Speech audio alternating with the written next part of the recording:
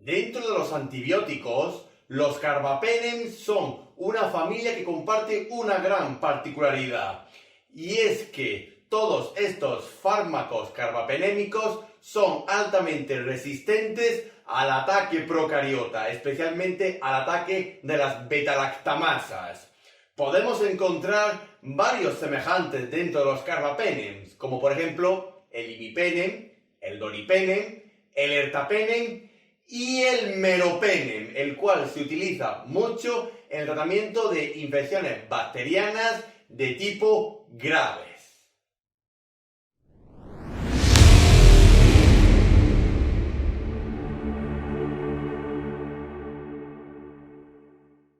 El meropenem es un fármaco que pertenece a la familia de los antibióticos, y dentro de los antibióticos se engloba dentro del grupo conocido como los carbapenems, junto a otros semejantes como por ejemplo el ertapenem, el doripenem o el imipenem.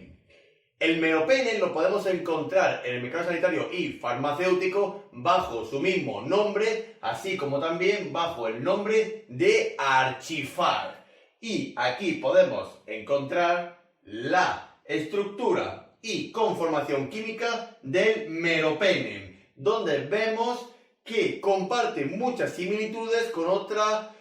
molécula semejante, es decir, con el imipenem. Pero dentro de los carbapenémicos podemos observar que el meropenem tiene el núcleo central de todo antibiótico de tipo carbapenémico, como también podemos observar el núcleo central de tipo beta-lactámico, así como también la presencia de un enlace disulfuro.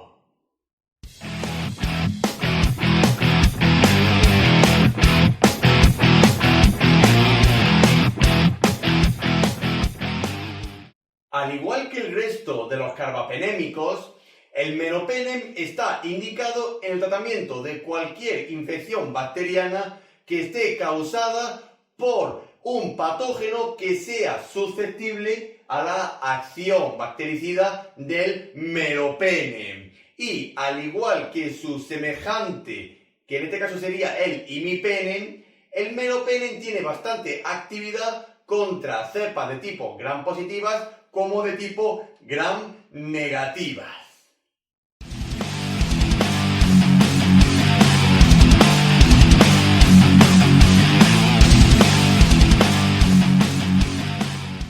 Siguiendo la línea de sus semejantes, el meropenem está totalmente contraindicado en la propia alergia tanto a la familia de los carbapenems así como también a la familia de los beta-lactámicos. Recordamos que el meropenem, como todos los carbapenem, tiene en su interior el anillo beta-lactámico. Y debemos de tener en cuenta ciertas precauciones con el meropenem, como por ejemplo, en pacientes con cierto grado de neuropatía, así como también en la epilepsia, más especialmente en las interacciones de algunos antiepilépticos, como veremos más adelante. También mucha precaución en pacientes que tengan predisposición a desarrollar colitis pseudomembranosa, es decir, colonizaciones por otras cepas procariotas, como por ejemplo del tipo Clostridium. También si el paciente tiene algún problema de motilidad intestinal, es decir, problema de peristaltismo, tenemos que tener en cuenta mucho la administración de meropenem. También mucho cuidado en pediatría, ya que no se ha establecido un margen de eficacia terapéutica en poblaciones jóvenes. También tenemos que saber que el meropenem puede dar falsos positivos en algunas pruebas de laboratorio, así como también hay que tener cuidado en pacientes con cierto grado de hepatopatía o de nefropatía. Y por supuesto hay que revisar las interacciones del meropenem con el resto de la farmacología existente.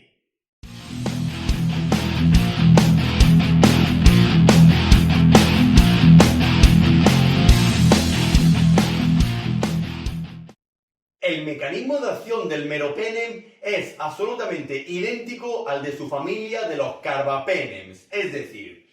El meropene se encarga de la inhibición de la pared celular procariota. ¿Pero cómo lo consigue? Mediante la fijación a las proteínas específicas de fijación de penicilina que tiene la cepa procariota, especialmente a las de tipo PBP2 y a la PBP3, a diferencia de su semejante del imipenem, que tenía más preferencia por las proteínas fijadoras de tipo PBP2, lo cual conlleva a la muerte celular del patógeno, o en este caso de la cepa procariota que está causando la enfermedad.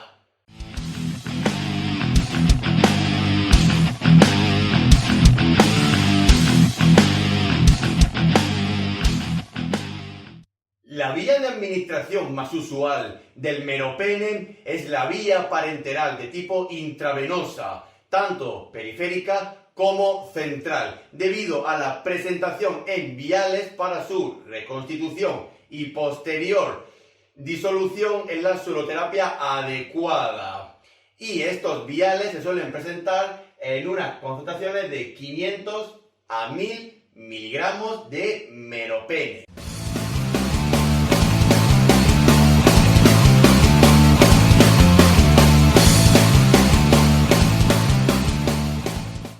La posología más habitual del meropenem suele estar condicionada a el patógeno el cual vamos a enfrentar con el meropenem, así como también la gravedad de la infección que tiene el paciente, ya que a lo mejor se requieren dosis mayores. Si utilizamos el meropenem para la mayoría de las infecciones bacterianas de tipo leves a moderadas, utilizaríamos en adultos 500 miligramos cada 8 horas, mientras que en pediatría utilizaríamos una dosis aproximada de 10 a 20 miligramos por kilogramo cada 8 horas. Si usamos el meropenem para el tratamiento de infecciones bacterianas ya de rango más graves, utilizaríamos dosis mayores, como por ejemplo en adultos 1 gramo cada 8 horas o en pediatría 20 miligramos por kilogramo cada 8 horas. Y el meropenem, si lo utilizamos para infecciones de tipo como la meningitis, podríamos utilizar dosis incluso aún más grandes, como por ejemplo en adultos 2 gramos cada 8 horas y en pediatría doblar la dosis a 40 miligramos por kilogramo cada 8 horas, pero siempre viendo las condiciones de la patología a la cual vamos a enfrentar con el meropenem, el estado del paciente y la supuesta evolución tanto a corto como a largo plazo de esa enfermedad en tratamiento con el meropenem.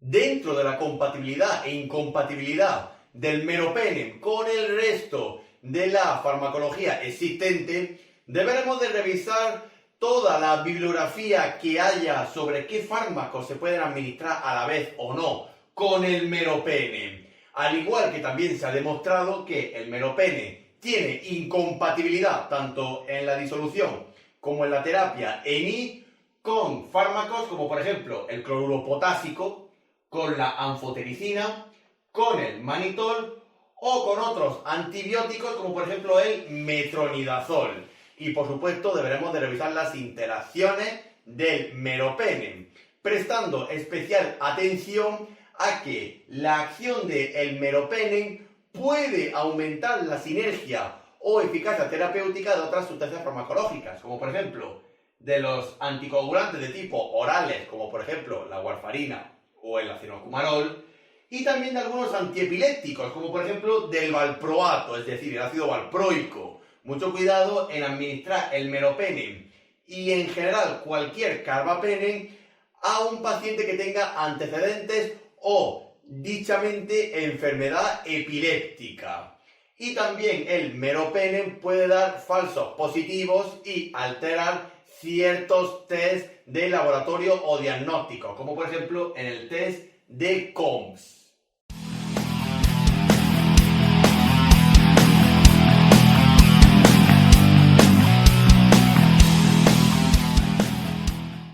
Siguiendo la estela de su familia de los carbapenems, el meropenem no está exento de efectos adversos, siendo algunos de ellos bastante comunes, especialmente en tratamientos a corto plazo o de forma intensiva.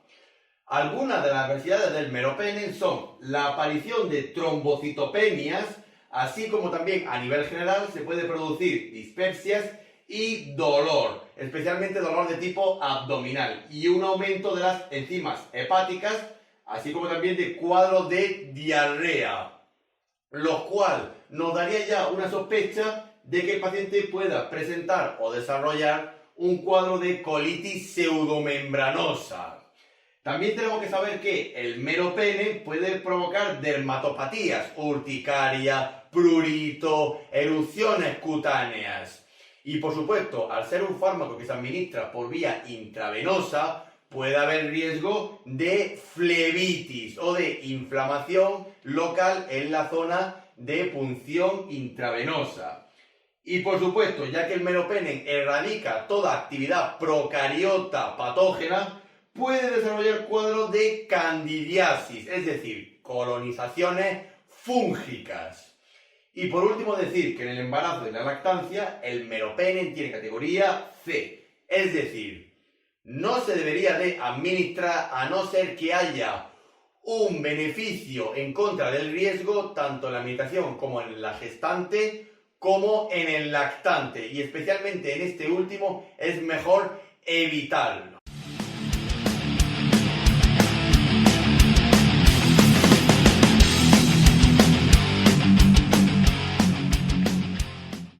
Por último, nos queda decir que el meropenem, dentro de los ámbitos de dialización y técnicas continuas de reemplazo renal, se ha demostrado que es un fármaco dializable, se elimina por la hemodiálisis y suele requerir un ajuste de dosis, especialmente en aquellos pacientes con un alto grado de nefropatía. Por ejemplo, en aquellos que tengan un aclaramiento de creatinina entre 26 a 50 mililitros por minuto, daríamos una dosis aproximada de 500 a 2000 miligramos cada 12 horas, siempre después de la sesión de hemodialización.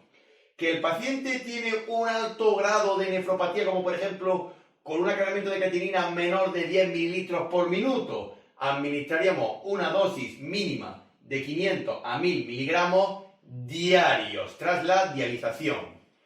También recordar que el meropenem y en general todos los carbapenémicos son antibióticos muy resistentes al ataque de las beta-lactamasas, por lo cual se suelen utilizar como última opción o en caso de que otras alternativas antibióticas hayan fallado, como por ejemplo los beta-lactámicos o las cefalosporinas. Y ello no conlleva a que un uso extendido y habitual del meropenem y en general de los carbapenémicos puede favorecer la aparición de resistencia bacteriana, por lo cual el meropenem lo utilizaremos en casos muy específicos o cuando otras opciones antibióticas no sean viables o hayan fallado, siempre siguiendo la posología o la dosificación que se nos presente en la evidencia científica.